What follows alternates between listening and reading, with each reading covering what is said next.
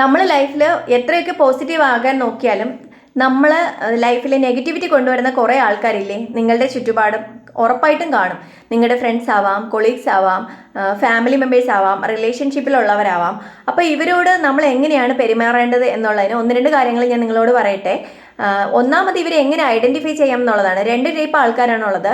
ഒന്നാമത്തെ കൂട്ടർ ഓപ്പൺ ആയിട്ട് ഇവരുടെ നെഗറ്റിവിറ്റി മനസ്സിലാകുന്ന രീതിയിൽ സംസാരിക്കുന്നവരായിരിക്കും, അല്ലെങ്കിൽ നമ്മളോട് ആ രീതിയിൽ തന്നെ എല്ലാം പരസ്യമായിട്ട് വിളിച്ചു പറയുന്ന ആൾക്കാരായിരിക്കും. നമുക്ക് ഇവരെ ഐഡന്റിഫൈ ചെയ്യാൻ വലിയ ബുദ്ധിമുട്ടൊന്നും കാണില്ല. ഇത്തരക്കാരിൽ നിന്നും അകലം പാലിക്കുക.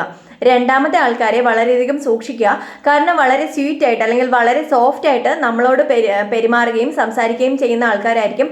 പക്ഷേ ഇവരുടെ മനസ്സ് നിറയെ നെഗറ്റിവിറ്റി ആയിരിക്കും. അത്രയ്ക്ക് ടോക്സിക് ആയ ആൾക്കാരായിരിക്കും. ഇവരെ ഒന്ന് സൂക്ഷിക്കുക. ഒരിക്കലും ഇത്തരക്കാരോട് നമ്മുടെ പേഴ്സണൽ ഡീറ്റെയിൽസ് അല്ലെങ്കിൽ നമ്മുടെ ലൈഫിൻ്റെ കാര്യങ്ങളൊന്നും ഷെയർ ചെയ്യാതിരിക്കുക. പതിവിലധികം അല്ലെങ്കിൽ ഒരുപാട് സ്നേഹം കാണിക്കുമ്പോൾ കണക്കിലധികം അടുപ്പത്തിന് പോവാതിരിക്കുക. ഇപ്പോൾ കൂട്ടുകൂടാനാണെങ്കിലും ബെസ്റ്റ് ഫ്രണ്ടായി തിരഞ്ഞെടുക്കുമ്പോഴും ആളിനെ നന്നായിട്ട് മനസ്സിലാക്കിയതിന് ശേഷം മാത്രം മൊബൈൽ നമ്പർ കൊടുക്കുക, അല്ലെങ്കിൽ കൂടുതൽ അടുപ്പത്തിന് പോവുക. ഇതൊക്കെ ഒന്ന് ഓർത്ത് വയ്ക്കുക. ഇനി ഇത്തരക്കാരെ മനസ്സിലാക്കിയാൽ ഇത് ഇങ്ങനെയുള്ളൊരു മനുഷ്യൻ നെഗറ്റിവിറ്റി ഉള്ള ഒരാളാണെന്ന് മനസ്സിലായാൽ ഒരിക്കലും വിഷമിക്കാതിരിക്കുക. കാരണം ഇപ്പോഴെങ്കിലും അയാളുടെ റിയൽ ഫേസ് അല്ലെങ്കിൽ റിയാലിറ്റി എന്താണെന്ന് മനസ്സിലായല്ലോ എന്നുള്ളതിന് നിങ്ങൾ സന്തോഷിക്കുക. Be happy always. എന്തെന്ന് വെച്ചാൽ ഇനി ഇതുപോലൊരാളിനെ നമ്മൾ തെറ്റിദ്ധരിച്ച് കൂടുതൽ സ്നേഹിക്കേണ്ട ആവശ്യമില്ലല്ലോ എന്നുള്ളത് ഒന്ന് മനസ്സിലാക്കുക. അപ്പോൾ ആ ഒരു റിലേഷൻ കഴിയുന്നതും അവോയ്ഡ് ചെയ്യാൻ നോക്കുക. ഇനി നമ്മുടെ ഫാമിലി മെമ്പേഴ്സ് ആണെങ്കിൽ അവർ പറയുന്ന കാര്യങ്ങൾ നമുക്ക് ഫാമിലി മെമ്പേഴ്സിനെ ഒരിക്കലും അവോയ്ഡ് ചെയ്യാനോ ഒഴിവാക്കാനോ പറ്റില്ല. അതുകൊണ്ട് തന്നെ അവർ പറയുന്ന കാര്യങ്ങൾ ആ ഒരു രീതിയിൽ എടുക്കുക. ഒരിക്കലും ഇമോഷണലി അത് നമ്മുടെ മനസ്സിലിട്ട് നമ്മുടെ മനസ്സ് വിഷമിപ്പിക്കാതിരിക്കാനുള്ള ഇട ഉണ്ടാക്കുക. ഇനി നെഗറ്റീവ് പീപ്പിൾസ് അല്ലെങ്കിൽ നിങ്ങളുടെ റിലേഷൻഷിപ്പിലുള്ള ആൾക്കാരാണെങ്കിൽ അവരോട് ഓപ്പണായിട്ട് സംസാരിക്കാൻ കഴിയുന്ന ഒരു റിലേഷൻ ആണെങ്കിൽ അവരോട് ഓപ്പണായിട്ട് സംസാരിക്കുക. ചിലപ്പോൾ അവർക്ക് അറിയില്ലായിരിക്കും അവർ നെഗറ്റിവിറ്റി ഇങ്ങനെ സ്പ്രെഡ് ചെയ്യുന്ന ആൾക്കാരാണെന്ന്. ചിലപ്പോൾ അത് മനസ്സിലായാൽ അവർക്ക് അത് മാറാൻ അല്ലെങ്കിൽ അവരുടെ ക്യാരക്ടർ ചേഞ്ച് ചെയ്യാൻ അതൊരു അവസരമാവും എന്നുള്ളത് മനസ്സിലാക്കുക. ഇനി അവർ എത്രയൊക്കെ നമ്മൾ ഒഴിഞ്ഞു പോയാലും വീണ്ടും വീണ്ടും സംസാരിക്കുന്ന കൂട്ടത്തിലായിരിക്കും ഇത്തരക്കാർ.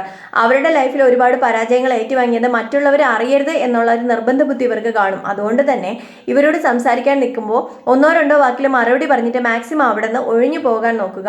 അല്ലാതെ കൂടുതലും നിങ്ങൾ അവർ പറയുന്ന പരദൂഷണം അല്ലെങ്കിൽ വൾഗറായിട്ടുള്ള കാര്യങ്ങൾ, നോണ, ഇതൊന്നും കൂടുതൽ എൻ്റർടൈൻ ചെയ്യാനോ ചിരിച്ചുകൊണ്ട് സംസാരിക്കാനോ നിൽക്കാതിരിക്കുക. നിങ്ങൾ മനഃപൂർവ്വം അവരെ അവോയ്ഡ് ചെയ്ത് അവിടെ നിന്ന് മാറുക. അതാണ് ഏറ്റവും നല്ലതെന്നുള്ളത് മനസ്സിലാക്കാം. ഇവരോട് എപ്പോഴും ഒരു അകലം പാലിക്കുക. ഇവരെങ്ങനെയുള്ള ആൾക്കാരായാലും നിങ്ങൾ പോസിറ്റീവായിട്ടുള്ള കാര്യങ്ങളിൽ മാത്രം ഫോക്കസ് ചെയ്യുക. നിങ്ങളുടെ ലൈഫിൽ വളരെ ഹെൽത്തി ആയിട്ടിരിക്കുക, നന്നായിട്ട് ഫുഡ് കഴിക്കുക, നിങ്ങളുടെ ഇഷ്ടമുള്ള ഹോബീസ്, പുതിയ സ്കിൽസ് പഠിക്കുക.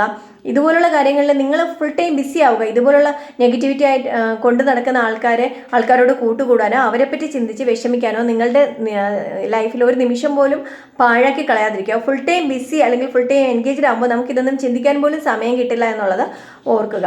എല്ലാവരെയും 100% നമ്മൾ വിശ്വസിക്കരുത്. അത് എപ്പോഴും ലൈഫിൽ ഒന്നാമതായി നിങ്ങൾ പഠിക്കേണ്ട ഒരു പാഠമാണ്. ഇനി ഒരു വിഷയത്തിൽ കൂടുതൽ കാര്യങ്ങൾ അറിയുന്നതിന് വീഡിയോയുടെ ലിങ്ക് കൊടുത്തിട്ടുണ്ട്. വീഡിയോ കാണുക.